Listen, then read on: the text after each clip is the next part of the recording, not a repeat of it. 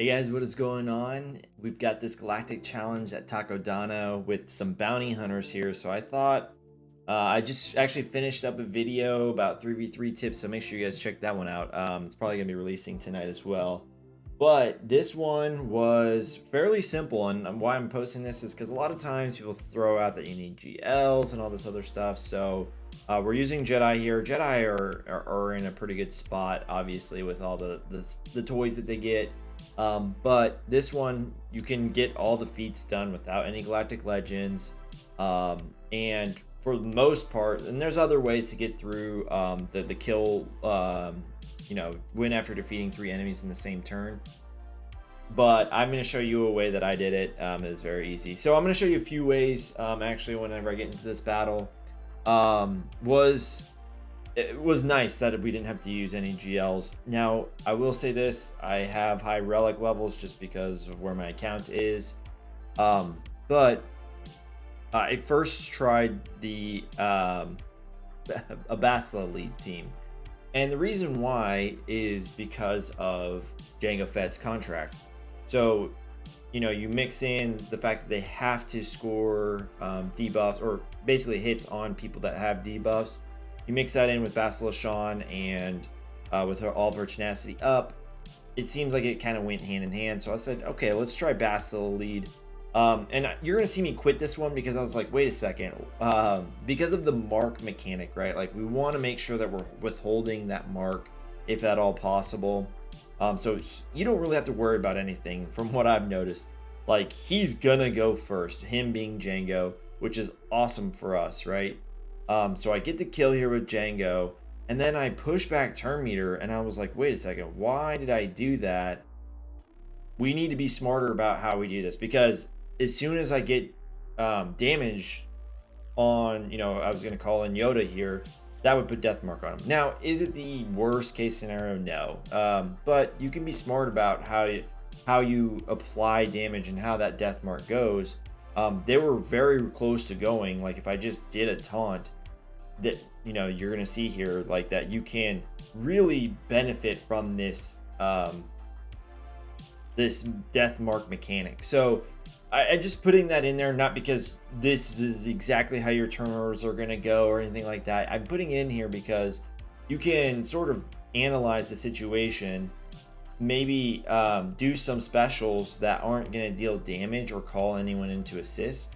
And like you see Bosk did that. So what I do, I just use the revive and cleanse the debuff, and then I spread out some, right? And then all of a sudden, boom, look at that. Bosk has death mark again, and all of a sudden now we can kind of go about our day and kill Bosk very easily.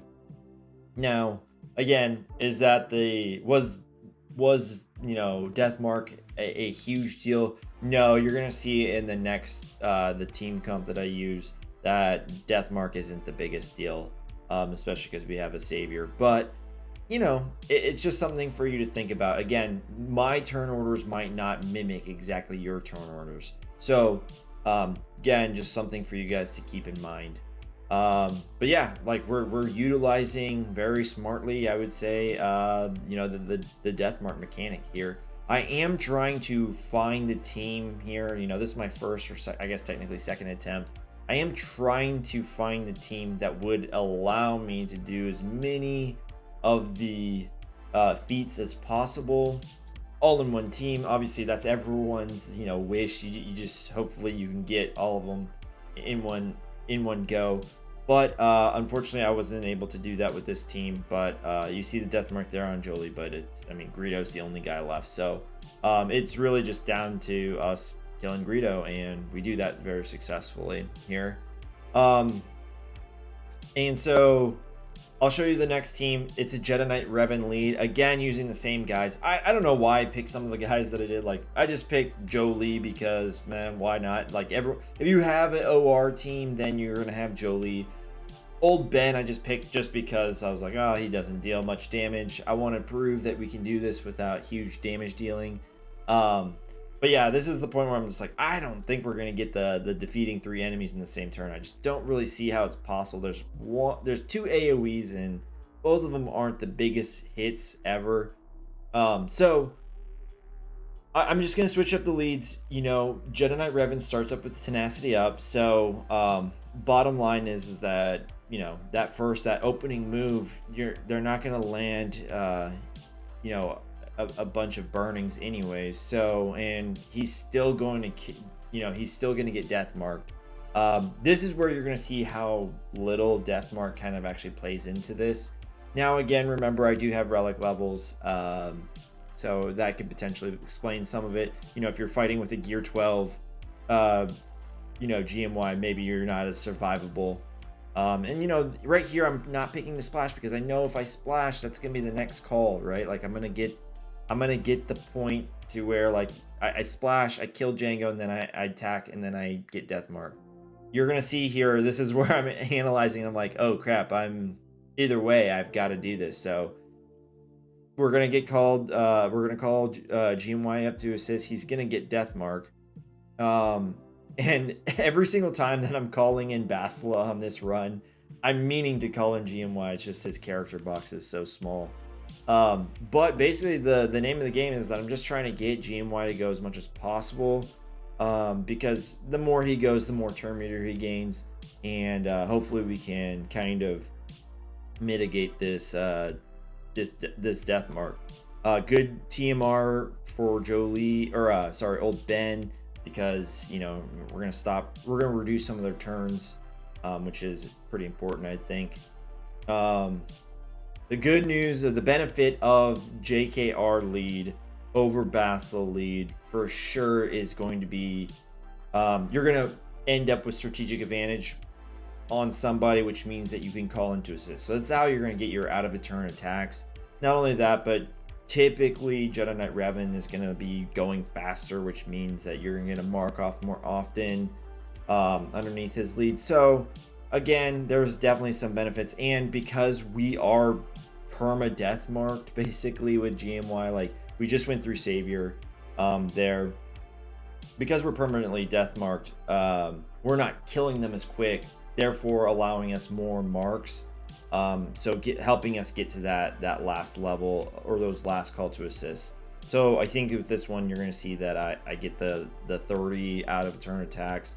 And if this was, you know, if I hadn't completed with Basila lead, we would have also gotten the, you know, Jedi and complete the tier. So the winning after defeating 3 enemies in the same turn, I want to pause it right here. This one is a little bit more difficult. You could probably do it with a Padme lead. Like I'm gonna guess Padme lead is gonna be the way if you just don't have like a super developed roster, or you don't have the GLs or anything like that you can do it. But I'm gonna show you kind of, and I had a few fail attempts. Like I tried gas in here.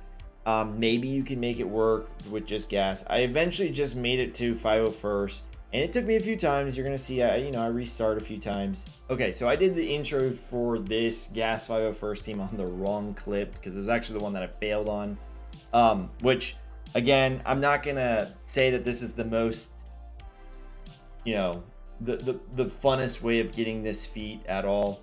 Kind of same opening. Django's gonna open up with burning, and you're just gonna end up killing him.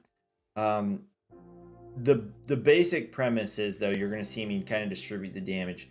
Those stacks of shields on top of them is the true defense, and basically all I'm doing is I am lowering those down. The goal is to get them all down to 0, and then get 3 of them down to a spot where gas can just AoE and kill them. Like I said, definitely not the most scientific method, especially with 501st clones. There's so much, like with the turn meter gains and stuff like that, that you can't really predict what the overall turn order for them is. And I got lucky here because we got a death mark onto Echo. But again, we're just kind of lowering everyone's true defense down. And you're gonna see that like sometimes gas just does too much damage. Mine is specifically modded for damage, but looks like Bosk is in a good spot. Even IG88 is in a good spot, even though he's got the 2 stacks. And so ultimately we got super lucky in there. And yeah, it's gonna just kind of come down to luck, guys. Like there's no way for me to just say like, yeah, this is the best way for you guys to go about this. But once it happens, you can line it up and get the 3 kills in one. So that's just the way, guys. Hopefully these are helpful to you guys, and yeah, let us know if you get the red box with some teams that aren't GLs.